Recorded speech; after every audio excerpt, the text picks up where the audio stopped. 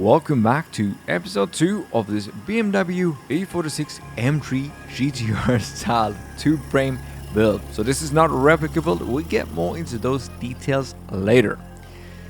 This is a step where I thought I'd chopped my part, and how wrong was I? The bottom was just so corroded away and just made me want to cry. But so first, what I did, nonetheless, is I just built a exo car, which was, of course, here chopped a little more than you would normally do. Made the engine a little happier, and I had lots of fun. And it was like, you know, for the effort put into it, like, it was amazing. And I wanted to take it a little more ahead than it was, and I also did the whole front end fully of tubes, just leaving the main beams. But it also was made in a rush and it didn't really become what I wanted. So, getting back to where we are today, and this is the new plan, and we're gonna make it good.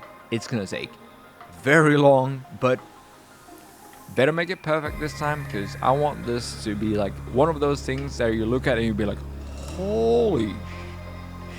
Anyway, so the plan is to make it look like an M3 GTR in tubes only. I might add some panels, or I will add some panels, but it's not gonna cover the whole car as in a body. Nonetheless, we got lots of work ahead of us, so let's just get into it. Let's go!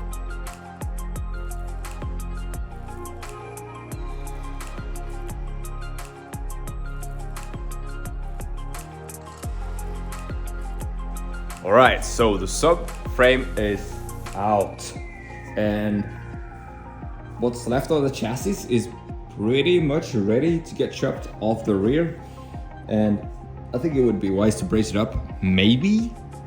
I mean, I don't know. This thing is gonna need to get measured in anyway, so we'll see. But to the front subframe, I don't know what to say about this. I made some low control arms last summer, which works great for angle and all.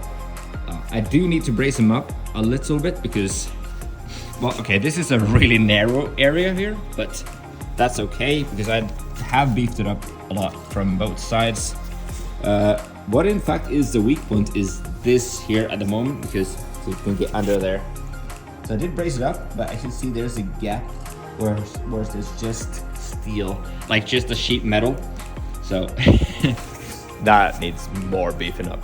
And also these need to get some polyurethane or something like that doesn't flex that much, because the whole arm moves when you brake. Otherwise, it works really good, and I can't remember the angle, but it's a lot. At this stage, I was definitely considering throwing the old frame in the bin and just starting fresh from tube, but keeping some sentimental value and also keeping an extra car. So, but nonetheless, just getting rid of all the undercoating with some multi-tool and heat treatment does the job real well. Getting rid of the majority and just cleaning off all the excess before sandblasting. To get rid of the remaining residue, I use engine degreaser, and then I agitate it up with a wire wheel on an angle grinder, because in that way I can just spray on more of the same stuff and just wipe it off with a rag, and it comes up real easy. And it doesn't damage the paints, even though I would love that in this case, because I am gonna sandblast this. But the reason I'm doing this thoroughly is because, in my experience, sandblasting soft surfaces isn't as effective because it acts sort of as a cushion. So I like to do my prep work here as good as I can before sandblasting. That said, that's all I got to offer for this video. So thank you for watching. Next time you'll catch me doing some of the sandblasting, and well, I didn't actually film too much of it, spoiler, because there was lots of struggles, but the frame is sandblasted and it's up on the table again, so you also will see me doing some fabrication in the next series. So stay tuned, and thank you for watching. I'll see you next time.